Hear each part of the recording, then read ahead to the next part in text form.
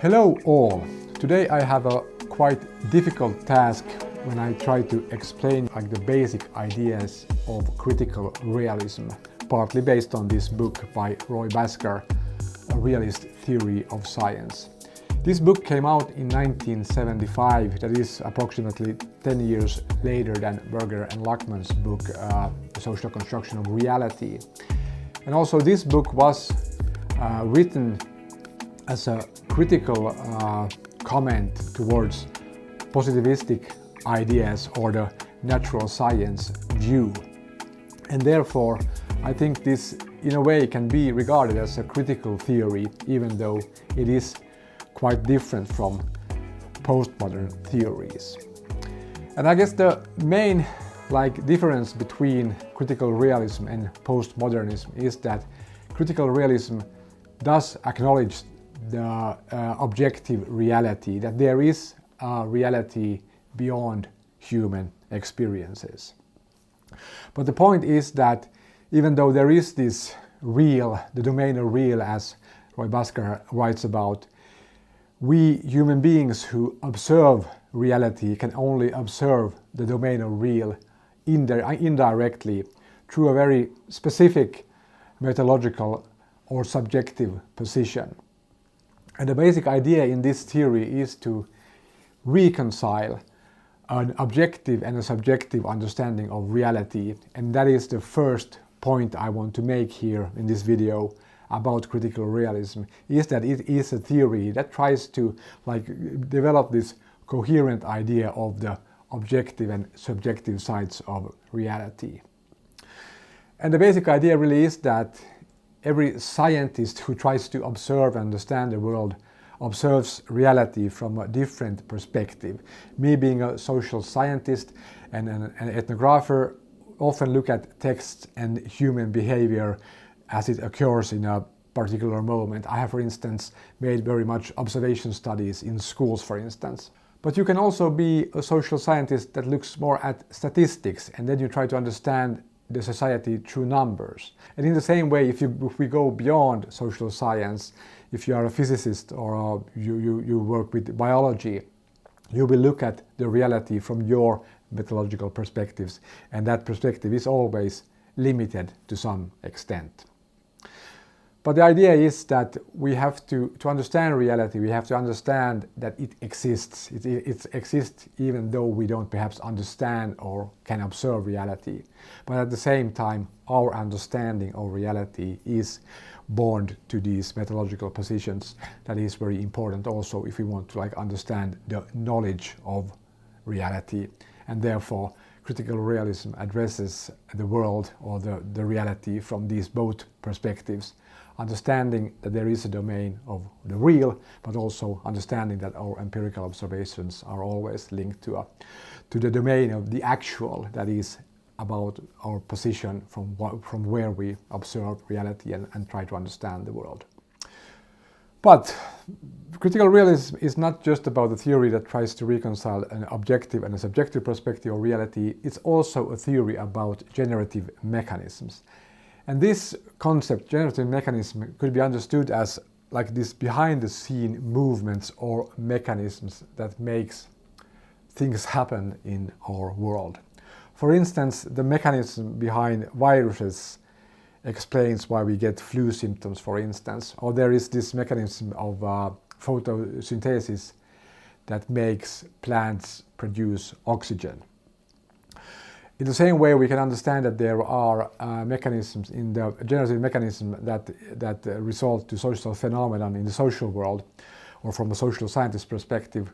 We have, for instance, mechanisms of prejudice that might lead to discrimination, or there are these mechanisms behind poverty. For instance, we have observed that education can, to some extent, prevent poverty. So the idea of generative mechanism is that they are the non-directly observable movements behind the scenes that makes things happen in the world. And critical realism, being a very inclusive theory, it recognizes that behind different phenomena there might be physical, biological or social mechanisms.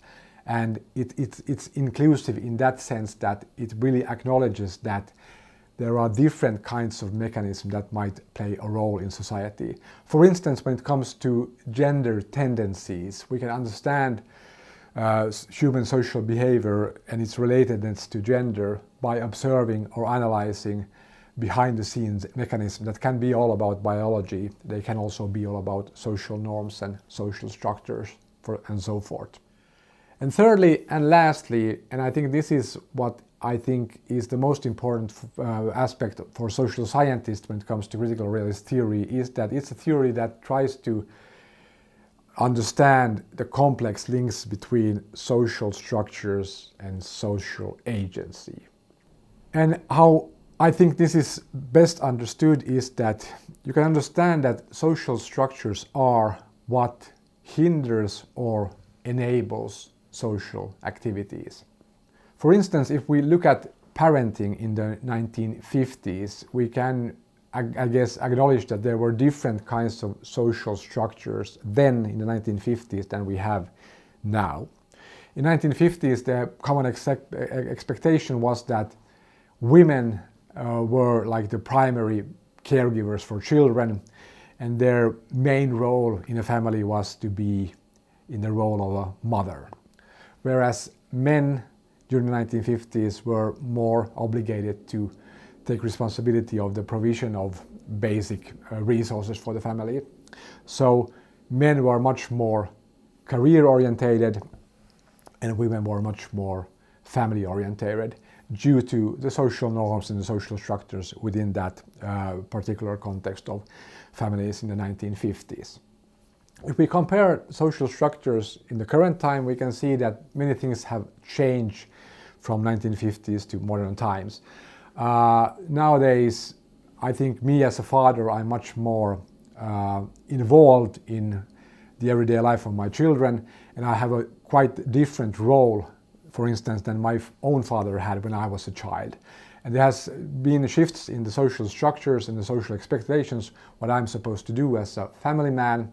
And it has provided me a new kind of role where I can be more involved in my children's lives, which I think is a very nice thing and a nice change in society.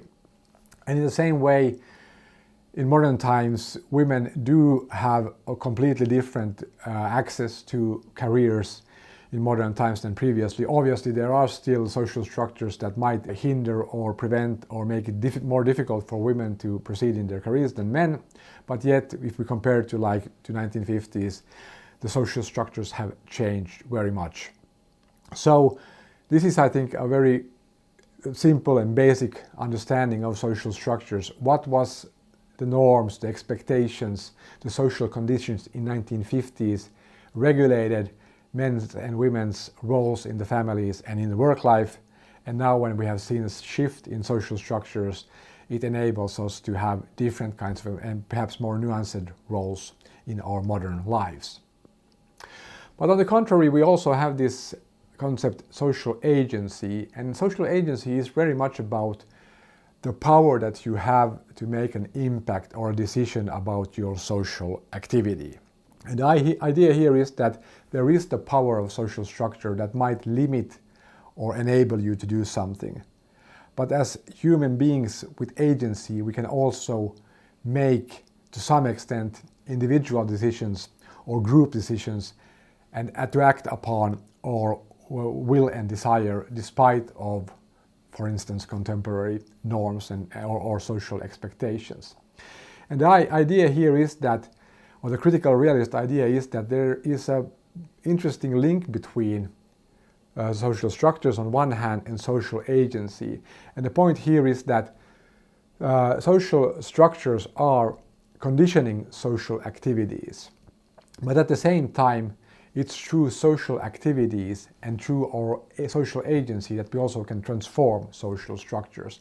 And the point being here that if we look at the example of modern fatherhood, if more fathers choose to be more engaged in their children's lives, that will most certainly change the social expectations, the social norms, and the social structures for parenting, enabling future fathers to perhaps be more involved in their children's lives than fathers are today.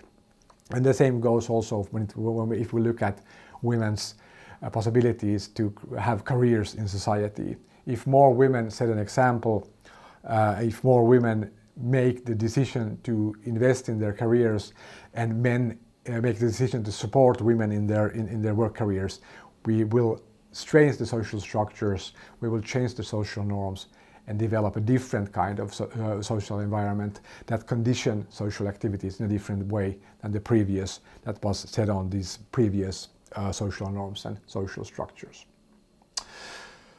But I guess that's all I wanted to say today about critical realism. It's very much a very fascinating theory. It's a theory that I apply in my research in most cases. I think it's a very good theory for understanding, for instance, gender issues. I think it's very good theory to understand poverty. It's very good theory to understand overall social problems and social work in general.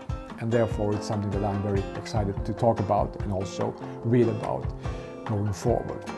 But I hope this video gave you some concepts that you might find useful, or some ideas that might help you to develop a further or deeper understanding about what critical realism is all about. But that's all for now. I hope to see you soon again. Have a nice day.